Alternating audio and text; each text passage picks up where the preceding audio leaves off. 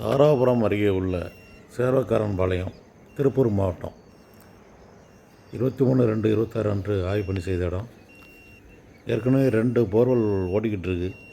அந்த 2 போர்வெலை ஆழப்படுத்தலாமா அப்படின்னு தெரிந்து கொள்வதற்காக இந்த ஸ்கேன் நடந்தது.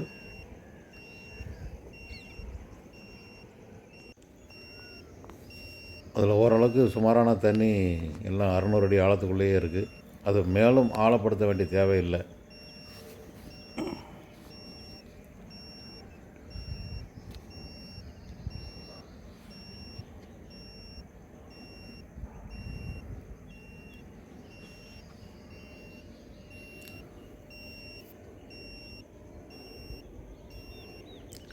ரெண்டாவது போர்வெல் இதை ஆய்வு பண்ணி செஞ்சதில் இதில் மேல் ஊற்று மட்டும்தான். இதுவும் ஓரளவுக்கு ஓடிக்கிட்டு இருக்குது. இது எக்காரணத்தை கொண்டு இதை ஆழப்படுத்தக்கூடாது. ஏன்னா கீழே அவ்வளோ கடுமையான பாறை.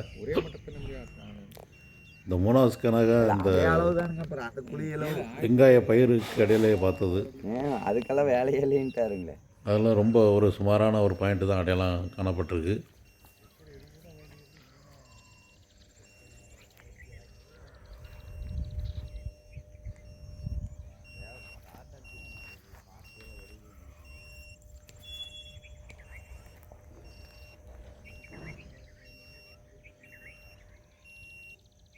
அடுத்த இடத்தினுடைய அந்த தண்ணியை சேமித்து வைக்கக்கூடிய தொட்டியை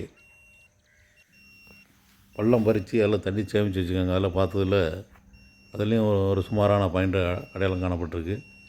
இது தக்காளி நாற்றுக்குள்ளே பார்த்த பாயிண்ட்டு. இந்த பாயிண்ட்டு 2 தடவை செக் பண்ணியாச்சு. இதில் தான் போர்வெல் போட தகுதியுள்ள ஒரு பாயிண்ட்டு அமைஞ்சிருக்கு. இந்த இடத்துல புதிதாக போர்வெல் போடலாம். இந்த இடத்துல அடையாளம் பண்ணியிருக்கு.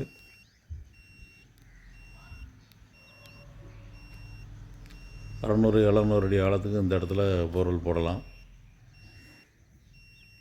இதை 2 தடவை செக் பண்ணியாச்சு.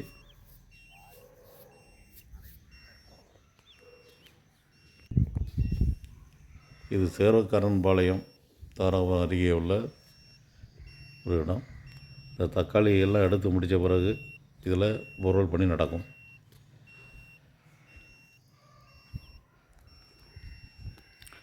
இதுதான் முதல் போரினுடைய ரிப்போர்ட்டு. ஓரளவுக்கு தண்ணி இருக்குது அந்த போரில். இது 2வது போர். இது மேல் மட்டத்தில் மட்டும் உள்ள தண்ணி.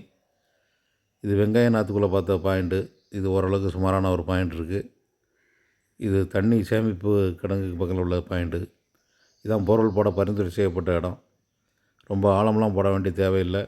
தண்ணி வந்த உடனே ஸ்டோரேஜுக்காக போட்டு நிப்பாட்டிக்கலாம். ஆழம் ஓரளவுக்கு அளவு இதை தெரிந்து உணர்ந்து போர்வெல் போடுவதே மிகவும் புத்திசாலித்தனம்.